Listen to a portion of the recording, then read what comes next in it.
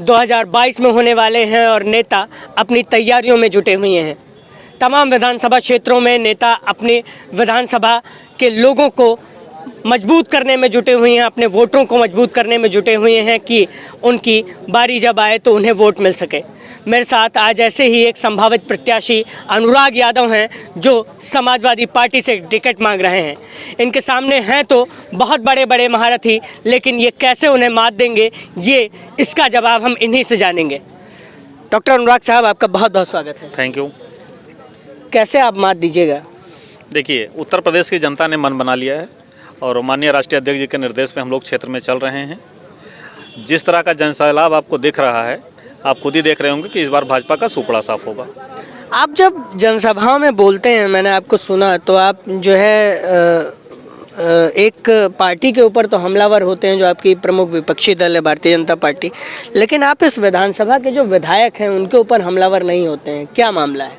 देखिए, ये गैंसड़ी का दुर्भाग्य रहा है कि गैंसड़ी का प्रतिनिधित्व जिसने भी किया उसने ईमानदारी नहीं दिखाई।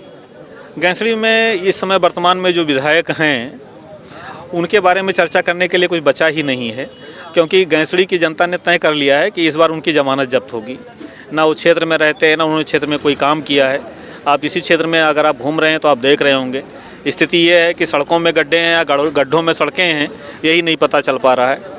आप बताइए कि इन 5 सालों में हमारे स्थानीय विधायक ने कौन सा डेवलपमेंट किया? एक इंटर कॉलेज बनाया हो तो बता दीजिए, एक PSC CSC पे डॉक्टरों की तैनाती कराई हो तो बता दीजिए, अध्यापक रेगुलर हुए हों तो बता दीजिए, कोई एक काम बता दीजिए जो इन्होंने किया हो। वो जब मुझसे बात करते हैं तो बहुत सारी बातें गिनाते हैं, कहते हैं उन्होंने चंदनपुर अयोध्या मार्ग, उतरौला अयोध्या मार्ग बनवा दिया, वो और तमाम ऐसे काम गिनवाते हैं। कहते हैं सड़कों का नितांत विकास हुआ है, गांव-गांव सड़कें जुड़ रही हैं, स्कूलों में मास्टर्स आ रहे हैं, CSC PSC में डॉक्टर्स की तैनाती हुई है। तो आप कैसे देखते हैं कि उनका काम हुआ है या वो लफाजी कर रहे हैं केवल? देखिए, भारतीय जनता पार्टी का तो मतलब ही है भारतीय झूठा पार्टी। तो जिस पार्टी का शीर्ष नेतृत्व कंटिन्यू झूठ बोल रहा हो उसका विधायक सच कैसे बोलेगा? आप स्थानीय PSC में CSC में जाके देख लीजिए, पैरासीटामॉल के अलावा आपको कोई दूसरी दवा नहीं मिलेगी।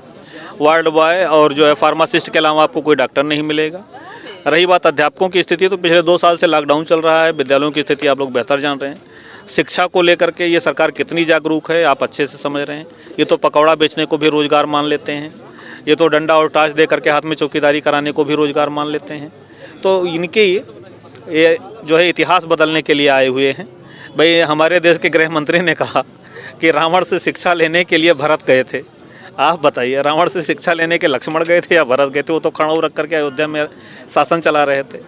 तो अगर गृह मंत्री की ये स्थिति है तो बाकी अन्य विधायकों या सांसदों के बारे में कोई टिप्पणी करना मुझे लगता है कि उचित नहीं होगा। मतलब आप उन्हें अपने स्तर का नेता तक नहीं मानते? मैं क्या, ये तो गैंसड़ी की जनता नहीं मानती है। गैंसड़ी की जनता जानती है कि ये लोग एक्सीडेंटल लीडर हैं, गलती से हो गए हैं, दोबारा इनको मौका नहीं देने वाली है। आपके दिमाग में क्या प्लान है, आपके जहन में क्या प्लान है गैसड़ी की जनता के लिए? आपके दिमाग में जब आप चुनाव मंचों पर होते हैं तो क्या वायदे करते हैं प्रमुख तौर से? देखिए, गैंसड़ी की जनता मेरे लिए जनता नहीं है। गैंसड़ी विधानसभा में जितने लोग हैं वो मेरे परिवार के लोग हैं और मुझे उनके दुख से हमेशा दुख होता है।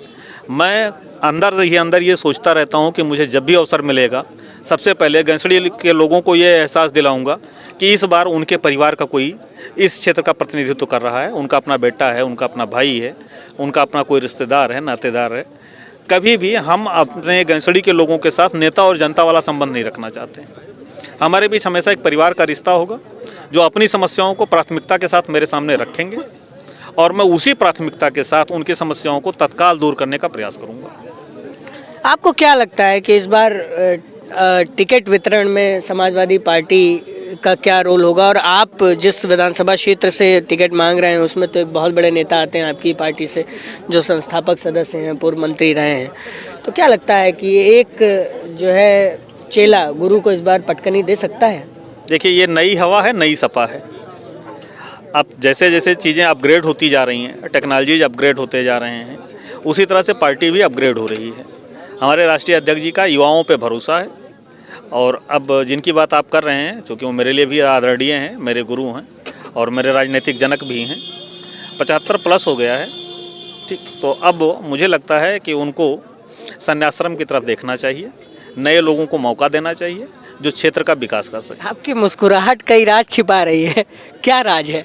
नहीं, ये देखिए, जो हमारी मुस्कुराहट है ये गैंसड़ी के लोगों की देन है।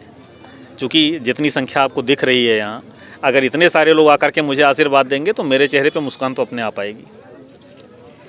आगे का क्या प्लान है? अगर आप विधानसभा जीतते हैं तो गैसड़ी की जनता के लिए क्या योजना है?